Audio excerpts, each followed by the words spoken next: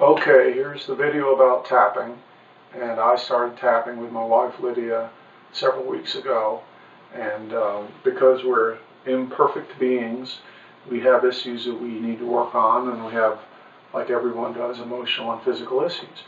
Now, what happens is a lot of times your issues may be identified, but there doesn't seem to be that much you can do about it, or you try to think your way through it, or struggle and resist, and the problem's go on for years and years and years, as you can tell by looking at yourself or by thinking about other people that you know who are stuck in patterns.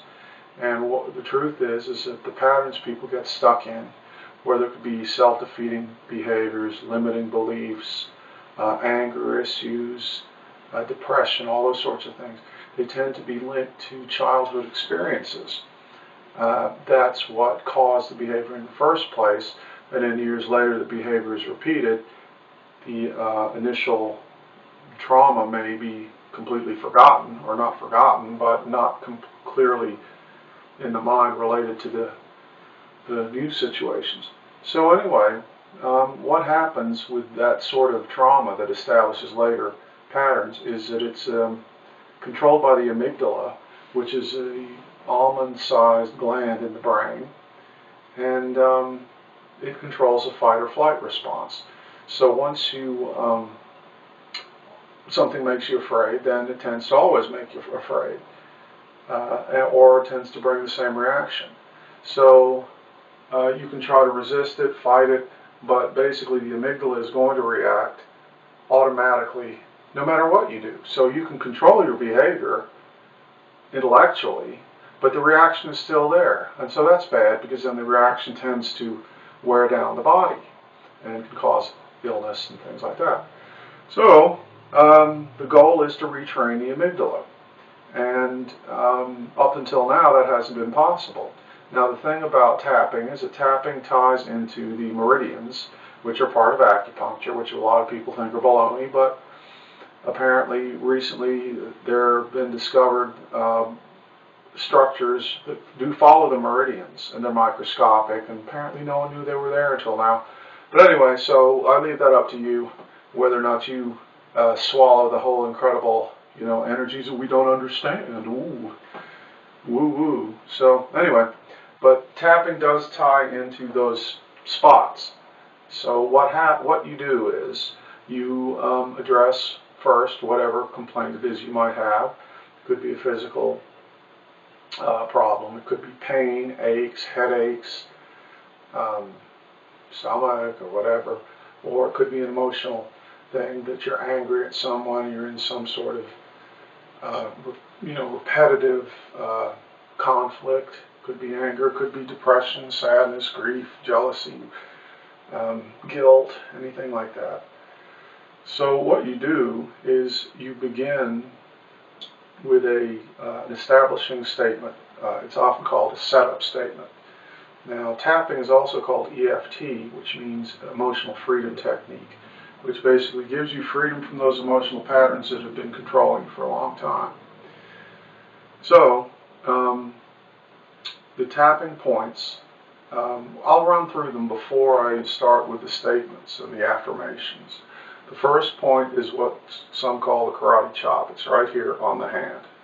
That's 1. 2, eyebrow, side of the eye. 3, under the eye. 4, on the philtrum. 5, center of the chin. 6, 7 is right underneath the knob of the clavicle collarbone. 7. 8 is where a bra strap would be on the ribs, and then the top of the head. So what you do is you begin with a setup statement, or establishing statement, and that is going to directly address what's going on with you. And it may be negative, and it's okay for it to be negative, because you're going to come back later and make it positive. But you have to establish what it is first. So say, for example, things I've been working on, I keep a log here. So say, for example, you're working on something and your discomfort level with it, no matter what it is, you put it on a scale of 1 to 10, and you say, okay, well, I'm angry up to, I'm a 8 out of 10.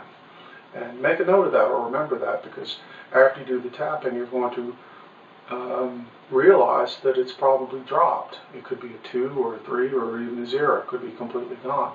That's the way it works. That's the beauty of it, and it can work with one session. Of course, there are other, you can keep going with it, keep going and dig deeper and deeper. Now, I've suffered from adrenal fatigue for quite some time. So my affirmation was, or my setup statement, is basically that it could be something like, I'm tired and fatigued from, tired from and sick from adrenal fatigue. I'm tired and sick from adrenal fatigue. Tired and sick from adrenal fatigue.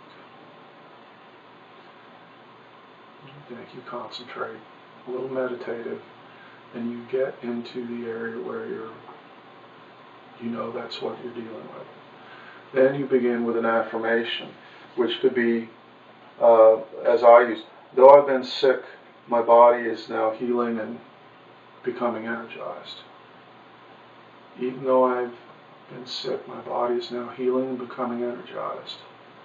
Even though my body's been sick, I'm now feeling healed and energized.